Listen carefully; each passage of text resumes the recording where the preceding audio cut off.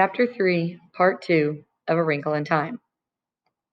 Charles Wallace understands more than the rest of us, doesn't he? Yes. Why? I suppose because he's different, Meg.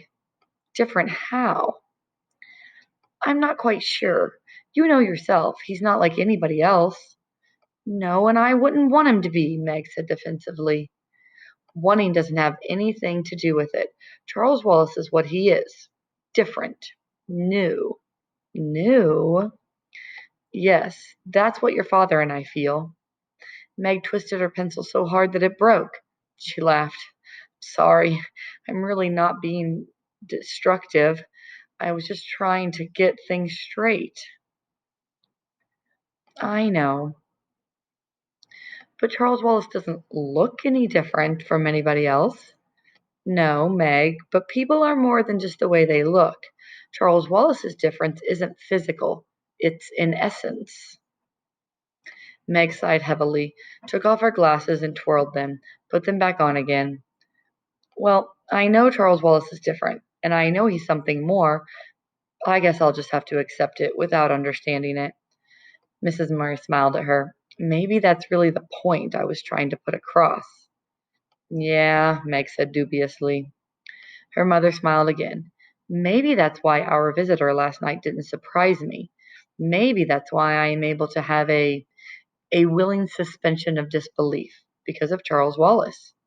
Are you like Charles Wallace? Meg asked. I? Heavens, no. I'm blessed with more brains and opportunities than many people, but there's nothing about me that breaks out of the ordinary mold. Your looks do, Meg said. Mrs. Murray laughed. You haven't had enough basis for comparison, Meg. I'm very ordinary, really. Calvin O'Keefe, coming in then, said, Ha!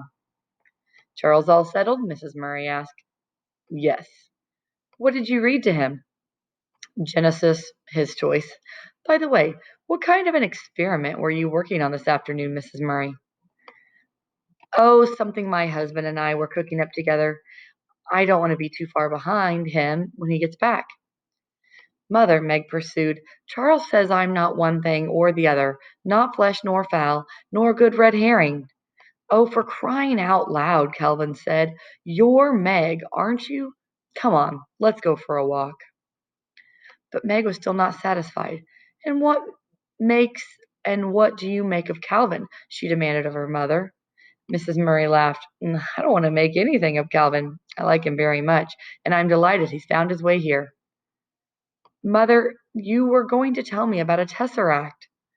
Yes, a troubled look came into Mrs. Murray's eyes.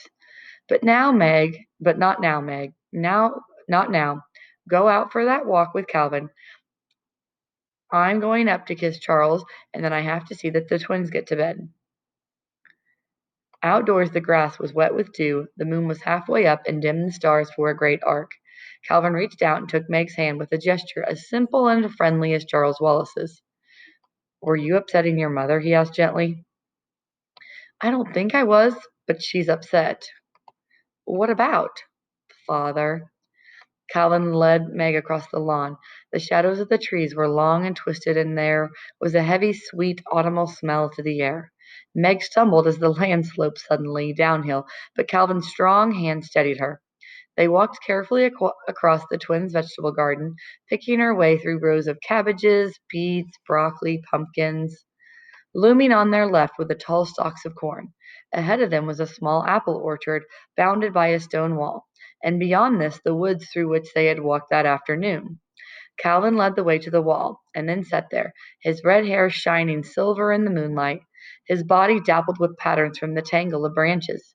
He reached up, pulled off an apple off a gnarled limb, and handed it to Meg, then picked one for himself. Tell me about your father. He's a physicist. Sure, we all know that. And he's supposed to have left your mother and gone off with some dame. Meg jerked up from the stone on which she was perched, but Calvin grabbed her by the wrist and pulled her back down. Hold it, kid. I didn't say anything you hadn't already heard, did I? No, Meg said, but continued to pull away. Let me go. Come on, calm down. You know it isn't true. I know it isn't true. And how anybody, after one look at your mother, could believe any man would leave her for another woman just shows how far jealousy will make people go, right? "Well, I guess so," Meg said, but her happiness had fled and she was back in a morose of anger and resentment. "Look, Dope," Calvin shook her gently, "I just want to get things straight, sort of sort out the fact from the fiction. Your father's a physicist. That's a fact, yes?" "Yes." "He's a PhD several times over." "Yes." "Most of the time he works alone, but some of the time he was at the Institute for Higher Learning in Princeton, correct?" "Yes." "Then he did some work for the government, didn't he?" "Yes." "You take it from there. That's all I know." "That's about all I know too," Meg said. "Maybe Mother knows more. I don't know. What he did was, well, it was what they call classified." "Top secret, you mean?" "That's right." "And you don't have any idea what it was about?" Meg shook her head. "No, not really. Just an idea because of where he was." "Well, where?" "Out in New Mexico for a while. We were with him there, and then he was in Florida at Cape Canaveral, and we were with him there too. And then he was going to be traveling a lot, so we came here." "You'd always had this house?" "Yes, but we just used it to live in it just in the summer." "And you don't know where your father was sent?" "No. At first we got lots of letters. Mother and father always wrote to each other every day. I think mother still writes to him every night. Every once in a while the postmistress makes some kind of crack about all of her letters." "I suppose they think she's pursuing him or something," Calvin said rather bitterly. "They can't understand plain, ordinary love when they see it. Well, go on. What happened next?" "Nothing happened," Meg said. "That's the trouble."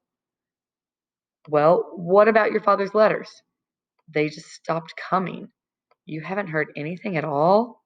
"No," Meg said. "Nothing." Her voice was heavy with misery. Silence fell between them, as tangible as the dark tree shadows that fell across their laps, and now seemed to rest upon them as heavily as though they possessed a measurable weight of their own. At last Calvin spoke in a dry, unemotional voice, not looking at Meg. "Do you think he could be dead?" Again Meg leaped up, and again Calvin pulled her down. "No, they'd have told us if he were dead. There's always a telegram or something. They always tell you." "But what do they tell you?" Meg choked down a sob, managed to speak it over. "Oh, Calvin, Mother's tried and tried to find out. She's been down to Washington and everything, and all they see is that he's on a secret and dangerous mission, and she can be very proud of him, but he won't be able to communicate with us for a while, and they'll give us news as soon as they have it." "Meg, don't get mad, but do you think maybe they don't know?" A slow tear trickled down Meg's cheek. "That's what I'm afraid of." "Why don't you cry?" Calvin asked gently. "You're just crazy about your father, aren't you? Go ahead and cry. It'll do you good." Meg's voice came out trembling over tears. "I cry too much. I should be like Mother. I should be able to control myself." "Your mother's a completely different person, and she's a lot older than you are." "I wish I were a different person," Meg said shakily. "I hate myself." Calvin reached over and took off her glasses. Then he pulled a handkerchief out of his pocket and wiped her tears. This gesture of tenderness undid her completely, and she put her head down on her knees and sobbed. Calvin sat quietly beside her, every once in a while patting her head. "I'm sorry," she sobbed finally. "I'm terribly sorry. Now you'll hate me." "Oh, Meg, you are a moron," Calvin said. "Don't you know you're the nicest thing that's happened to me in a long time?" Meg raised her head, and moonlight shone on her tear-stained face. Without the glasses, her eyes were unexpectedly beautiful. "If Charles Wallace is a sport, I think I'm a biological mistake." Moonlight flashed against her braces as she spoke. Now she was waiting to be contradicted, but Calvin said, "Do you know that this is the first time I've seen you without your glasses?" "I'm blind as a bat without them. I'm nearsighted like father." "Well, you know what? You've got dreamboat eyes," Calvin said. "Listen, you go right on wearing your glasses. I don't think I want anybody else to see what gorgeous eyes you have." Meg smiled with pleasure. She could feel herself blushing, and she wondered if the blush would be visible in the moonlight. "Okay, hold it, you two," came a voice out of the shadows. Charles Wallace stepped into the moonlight. "I wasn't spying on you," he said quickly, "and I hate to break things up, but this is it, kids. This is it." His voice quivered with excitement. "This is what?" Calvin asked. "We're going." "Going? Where?" Meg reached out and instinctively grabbed for Calvin's hand. "I don't know exactly," Charles Wallace said, "but I think it's to find father." Suddenly, two eyes seemed to spring at them out of the darkness. It was the moonlight striking against Mrs. Hugh's glasses. She was standing next to Charles Wallace, and how she had managed to appear where a moment ago there had been nothing but flickering shadows in the moonlight, Meg had no idea. She heard a sound behind her and turned around. There was Mrs. Whatsit scrambling over the wall. "My, but I wish there was no wind," Mrs. Whatsit said plaintively. "It's so difficult with all of these clothes." She wore her outfit of the night before, rubber boots and all, with the addition of one of Mrs. Buncombe's sheets which she had draped over her. As she slid off the wall, the sheet caught in a low branch and came off. The felt hat slipped over both eyes, and another branch plucked at the pink stole. "Oh dear," she sighed, "I shall never learn to manage." Mrs. Who wafted over to her, tiny feet scarcely seeming to touch the ground, the lenses of the glasses glittering. "Come te piccole fu l'amore mosso, Dante.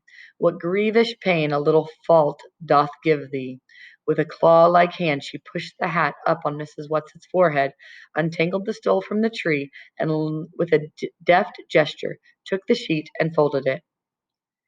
"Oh, thank you," Mrs. Watsit said. "You're so clever."